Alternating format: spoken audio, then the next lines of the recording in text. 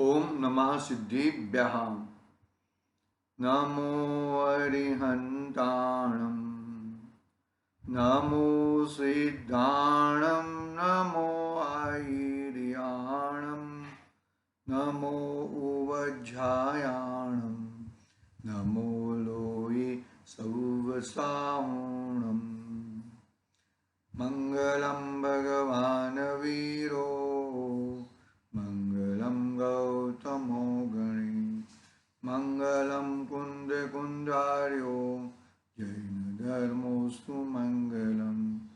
सर्वमङ्गल्यमङ्गल्यं सर्वकल्याणकारकं, प्रधानं सर्वधर्माणां जैनं जयतु शासनम्, जैनं जयतु शासनम्। येनात्मबोधयतात्मेव परत्वेनेव चापरम्, अक्षयनन्तबोधाय नमस्तु परमात्मने। चेतिले चेतन, चेत्या विना किम चालसी।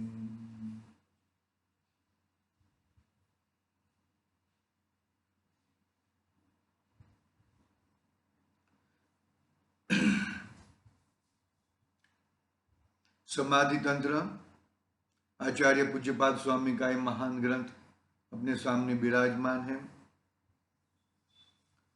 गाथा क्रमांक 36 पे अपना स्वाध्याय चल रहा है।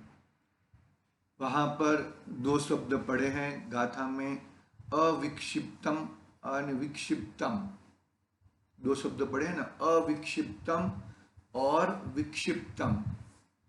अविक्षिप्तम का मतलब यह है कि राग द्वेषा आदि विकारी विभावों से रहित अपना आत्म स्वभाव, उसका ध्यान करना, उसको मन में आचरना, वो अविक्षिप्तम है।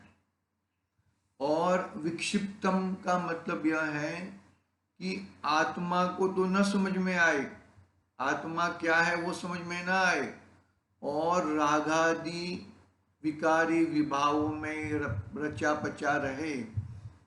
देखो क्या कहा, रागादि रूप परिणत हुआ एवं शरीर तथा आत्मा के भेद ज्ञान से शून्य, तो इसको विक्षिप्त वाला मन कहा। मन तो एक ही है ना। यहां पे बात चल रही है अंतरात्मा की। दर्शन मोहनीय तो हट चुका है, चारित्र मोहनीय की पराकाष्ठा है।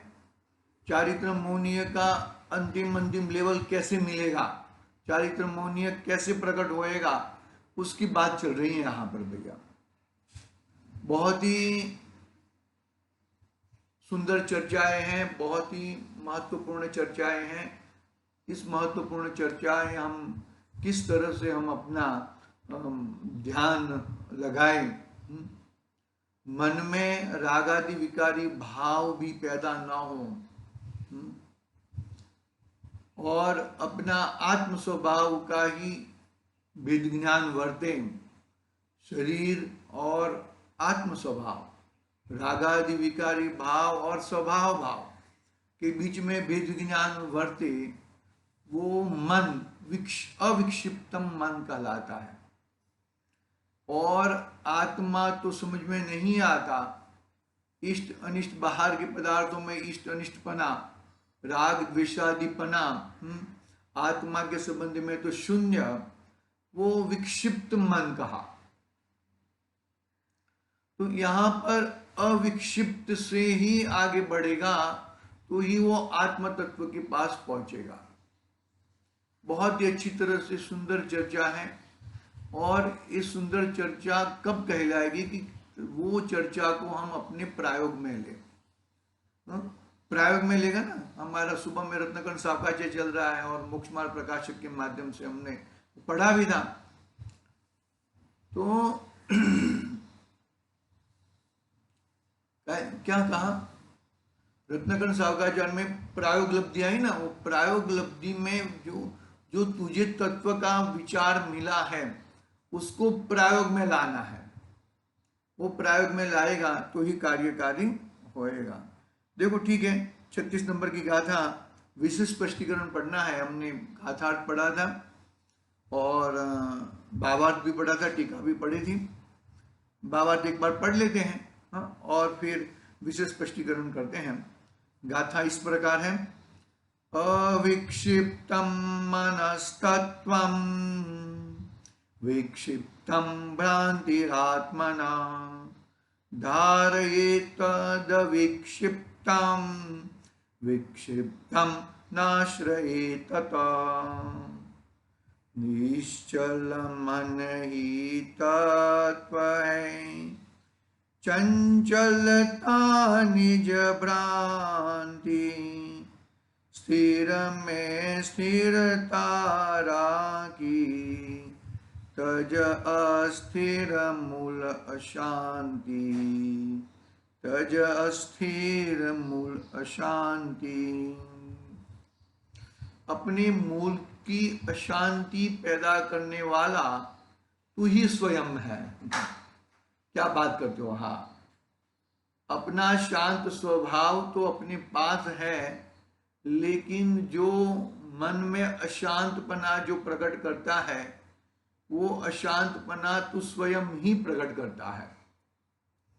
शांत स्वभाव को नहीं देखता, शांत स्वभाव को नहीं देखता और अशांत स्वभाव को देखता है। ठीक है, तो ये अशांत स्वभाव हम किस तरह से देखें, हम अशांत स्वभाव को कैसे मिटाएं और हमारे शांत स्वभाव को भी कैसे देखें और हम शांतिमय जीवन कैसे बीते, ऐसी बात, सुंदर बात आचार्य देव ने फरमाई है। अविक्षिप्त मन में ही शांतता दिखेगी, विक्षिप्त मन में शांतता नहीं दिखेगी। बहुत ही एक ऐसे सुंदर शब्द लेके आते हैं। पहले आया था ना, अंतर्जल्प और बहिर्जल्प। आचार्य देव ने फरमाया कि बहिर्जल्प तो छूट जाता है, जल्प यानी कि विकल्पों, बाहर के जो संबंधी विकल्प है वो तो विकल्प बहिर्जल्प यानी कि बाहर का संयोग आदि, तो उसमें एकत्व, ममत्व, कर्तृत्व, भोगत्व, बुद्धि तो छूट जाती है। लेकिन अंतर्जल्प, अंतर्जल्प के लिए बहुत पुरुषार्थ लगता है। अंतर का जल्प नहीं निकलेगा तब तक कुछ मायने नहीं होता। देखो हम विशेष स्पष्टीकरण पढ़ते हैं यहां से। देखो भावार्थ पढ़ने को बोला, भावार्थ पढ़ लेते हैं। जो मन राग द्वेष से विक्षिप्त नहीं होता, आकुलित नहीं होता, देहादिक में आत्मबुद्धि नहीं करता और आत्मस्वरूप में निश्चल रहता है, वह आत्म तत्व है। कह दिया ना, विक्षिप्त नहीं करता यानी अविक्षिप्त रहता है। बाहर के सभी भावों में, बाहर के सब संयोगों में उदासीन भाव, उदासीन भाव यानी कि ऐसा मुंह लटका के बैठना, ऐसा नहीं, ज्ञाता पड़ा भाव, जानना देखने का भाव, वो उदासीन भाव है। कुछ करना करना धरना कुछ नहीं, ऐसा आत्मा का वास्तविक रूप है। बरोबर है। जो मन राग द्वेषादि रूप परिणमता है उससे विक्षिप्त होता है, देह और आत्मा के भेद ज्ञान से रहित है और आत्मा स्वरूप में स्थिर नहीं होता, वह आत्म भ्रांति है। आत्मा का निज रूप नहीं है, इसलिए अविक्षिप्त मन आत्म तत्व होने से प्रकट करने योग्य है। अविक्षिप्त मन आत्म तत्व होने से प्रकट करने योग्य है और विक्षिप्त मन आत्म तत्व नहीं होने से हे है, त्यागने योग्य है। भैया त्याग करना चाहिए। किसका त्याग करना चाहिए भाई? विक्षिप्त और अविक्षिप्त दोनों का त्याग करना चाहिए। सॉरी, अविक्षिप्त को तो, अविक्षिप्त को बुद्धिपूर्वक लाना पड़ेगा, और लेकिन बुद्धिपूर्वक विक्षिप्त को त्याग करना पड़ेगा। माफ करना जरा, पकड़ना बात को। विशेष स्पष्टीकरण पढ़ते हैं। देखो विशेष स्पष्टीकरण, प्रथम स्वपर का भेद ज्ञान करके पर पदार्थों में इष्टानिष्टपने की कल्पना का त्याग करना। वेद विज्ञान का प्रधानता बोली है। जिनवाणी के हर कोने कोने में वेद ज्ञान करो, वेद ज्ञान करो, तू मैं करो। स्व पर स्व को पहचानो और पर को भी पहचानो। स्व को पहचान कर स्व में रमो और पर को पहचान कर पर दुखदायक है उससे छोड़ो। संसार महादुख सागर के दुखमय सुख के आभासों में, संसार पूरा दुखमय है, ऐसा दुखमय संसार में सुख की आभास करना वो कितनी कार्यकारी होती है? बिल्कुल कार्यकारी होती नहीं है। क्या कहा? प्रथम स्वपर का वेद ज्ञान करके पर पदार्थों में इष्ट अनिष्ट पने की कल्पना का त्याग करना, राग द्वेषादि के कारणों की और उपेक्षा बुद्धि करना और भाव श्रुत ज्ञान को अंतर्मुख करना, इससे पर पदार्थों के संबंधी सब संकल्प विकल्प शांत हो जाएंगे और मन अविक्षिप्त बनेगा और आत्म स्वरूप में स्थिरता होगा। वेद विज्ञान की प्रधानता है भैया। स्वपर का भेद ज्ञान करके पर पदार्थों में इष्ट अनिष्टपना की कल्पना का त्याग, ये अच्छा है ये बुरा है ऐसी कल्पना का त्याग करना, राग द्वेषादि के कारणों की और उपेक्षा बुद्धि करना, जिससे राग द्वेष आदि पैदा होते हैं इसकी उपेक्षा बुद्धि, उनसे अपेक्षा मत रखना। उपेक्षा यानी कि उदासीन भाव, यानी कि ज्ञाता भाव, उसमें जरा भी आगे पीछे देखो। ज्ञे तो ठसोठस भरे हुए हैं। ज्ञे ज्ञे यानी कि जानने योग्य पदार्थ, ज्ञे यानी कि मेरे ज्ञान से जुदे, तो वो तो पूरे ठसोठस भरे हुए हैं। तो वो ठसोठस भरे हुए हैं, उनको समझना बात को। हाँ, इससे पर पदार्थों के संबंधी सब संकल्प विकल्प शांत हो जाएंगे। उपेक्षा बुद्धि करना, भाव श्रुत ज्ञान को अंतर्मुख करना। किसको करना? भाव श्रुत ज्ञान को अंतर्मुख करना भैया। भाव श्रुत ज्ञान का मतलब क्या? मेरा ज्ञान, मेरा सम्यक ज्ञान, जानना देखना, मैं जान सकता हूं, मैं देख सकता हूं और कुछ कर सकता नहीं हूं, उसको अंतर्मुख करना। इससे पर पदार्थों के संबंधी सब संकल्प विकल्प शांत हो जाएंगे। पर पदार्थों संबंधी सब संकल्प विकल्प शांत हो जाएंगे। ये अच्छे हैं, ये बुरे हैं, ये सब हैं, ये सब हाँ शांत हो जाएंगे। मन अविक्षिप्त बनेगा, मन अविक्षिप्त बनेगा और आत्मस्वरूप में स्थिरता होगा। मन अविक्षिप्त यानी कि अरे ये हो गया, वो हो गया, ये हो गया, अरे ये अच्छा हो गया, अरे ये मैं अष्टद्रव्य से पूजन कर रहा था, अरे अर्घ चल रहा था धूप का और मैंने बादाम चढ़ा दी, फल चढ़ा दिया मैंने। ऐसे बहुत प्रकार के विक्षिप्त का खात्मा होएगा भैया। भाई कहां जाना है हमें? कहां से आया हूं और कहां जाना है? आया कहां से, जाना है कहां, ढूंढ ले अपना चेतन भाव, अपना चेतन को ढूंढ ले। क्या कहा? देखो, आचार्य और आत्मस्वरूप में स्थिर होगा। आचार्यों ने ऐसे अविक्षिप्त भाव मन को ही प्रकट करने का उपदेश दिया है। तेरे मन के अंदर राग द्वेष आदि पदार्थ पैदा होते हैं, उसको तू त्याग करना सोच, उसका तू भगाने का सोच, तू उसको मिटाने का सोच तू। हाँ?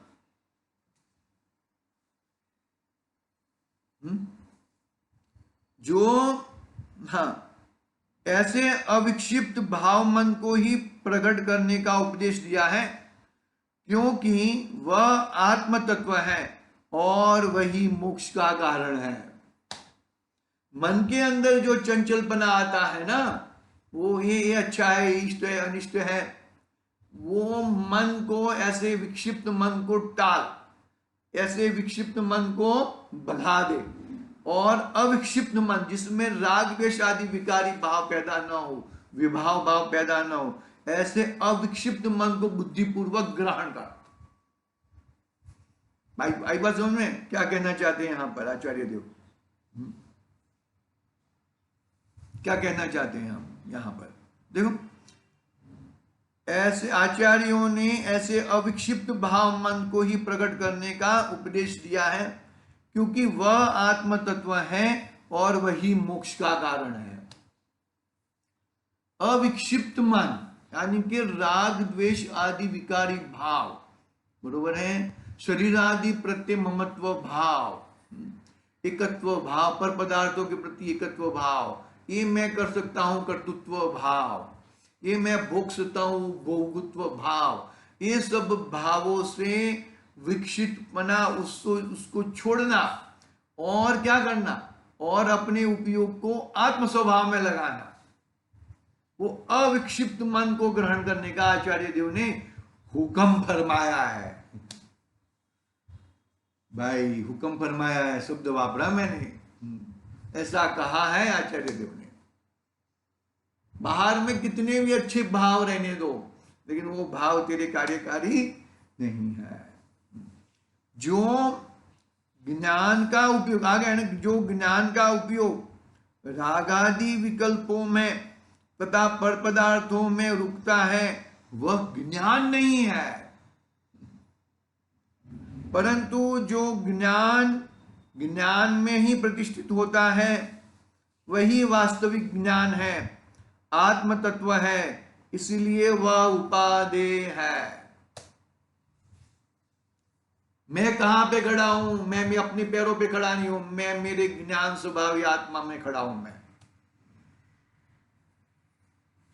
कहां पे खड़ा हूं? मैं मेरे ज्ञान स्वभावी आत्मा में खड़ा हूं।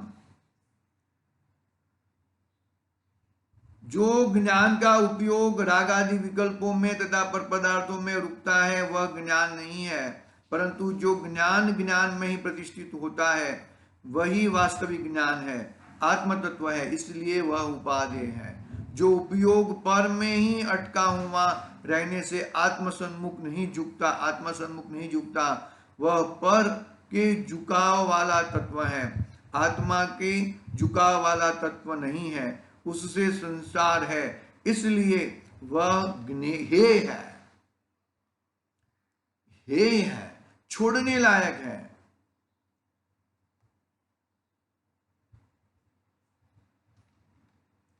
क्या कहा भाई? उपयोग एक है, बरोबर है, वो उपयोग को तू कहां वापरता है, वो उपयोग को तू पर पदार्थों में वापरता है, वो विक्षिप्त मन है, यानी कि वो छोड़ने लायक है, उसको छोड़ना है।